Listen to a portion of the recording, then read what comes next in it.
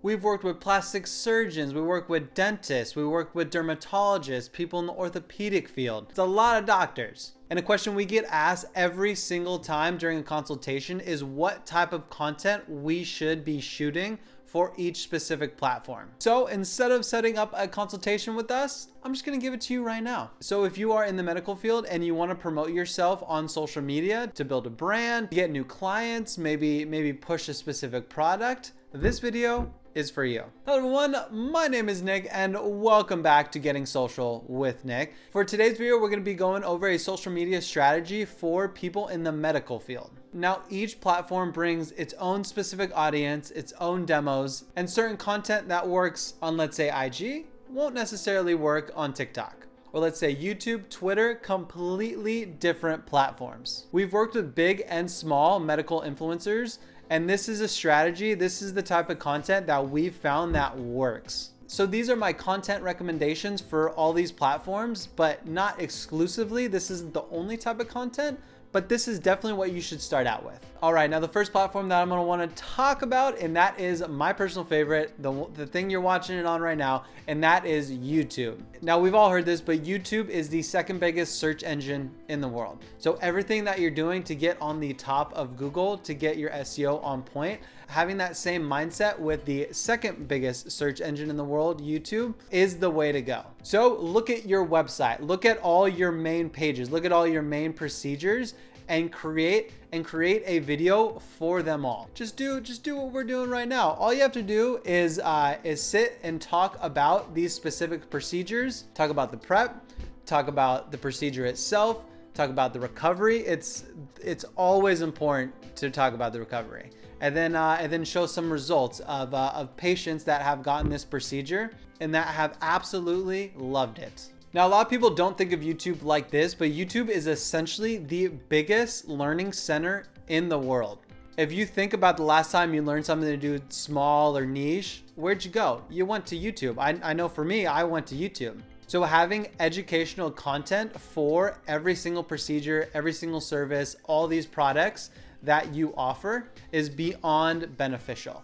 And then we could also repurpose some of this footage for everything else. All these other little social platforms just hungry for content. So the first content that you're gonna wanna create on YouTube, and that is educational content for all of the services that you provide. Now the next is gonna be patient journeys. Showing a patient go through the entire process is insanely relatable. Showing the doubts that they might have, showing the recovery process, showing the before and afters, showing the procedure itself. These type of videos are gold for prospective clients that just maybe have some doubts or some questions. They have a little bit of fear of pulling the trigger on whatever service that they're thinking about. This will help them ease everything. So educational content, little patient, little documentaries. And then the last type of video that you need to be posting on YouTube is the fun stuff. Now it is a little bit different depending on what kind of practice that you have, whether you're a plastic surgeon or a dentist, but throw a little fun stuff in there. All right, let's get into number 2, and that is Instagram. Now Instagram is a lifestyle app,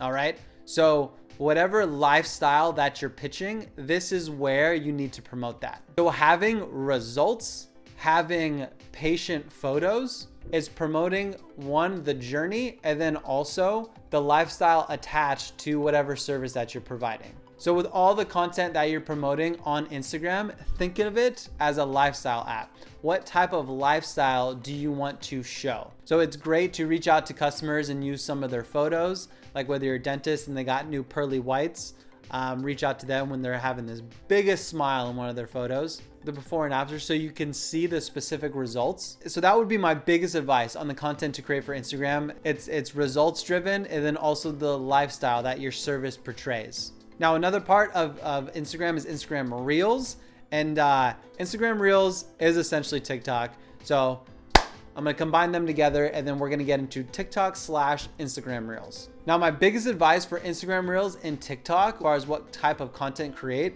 it would be the shortest, most eye-catching facts or little pieces of literature or things that people don't know about, just the shortest little clips of just wow facts. little facts that are just absolutely eye-catching. So whatever astonishing facts that you have, astonishing little tidbits, or just little baby pieces of knowledge that are also just mind-boggling, create content surrounding that. And it does not have to be as well produced as, let's say, Instagram and YouTube. TikTok and Instagram Reels it's more casual, it's more for brand building than the others.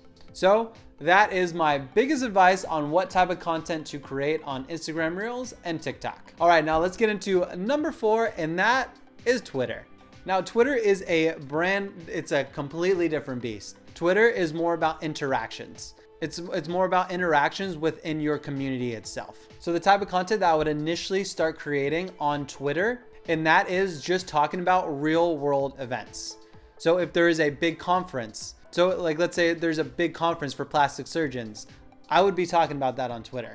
If there's a new show out that has to deal with dentists or plastic surgery, talk about it. Live tweet those shows, talk about it. Talk about anything that's in the pop culture. If there's a big real world event that has to deal with your community and your niche, talk about it. That is the quickest way to build up a community and a following, is to talk about things and stuff that already has a built-in community, but they are looking for an authority on the matter. So if there's something about dentists, actually having a dentist talk about it, boom.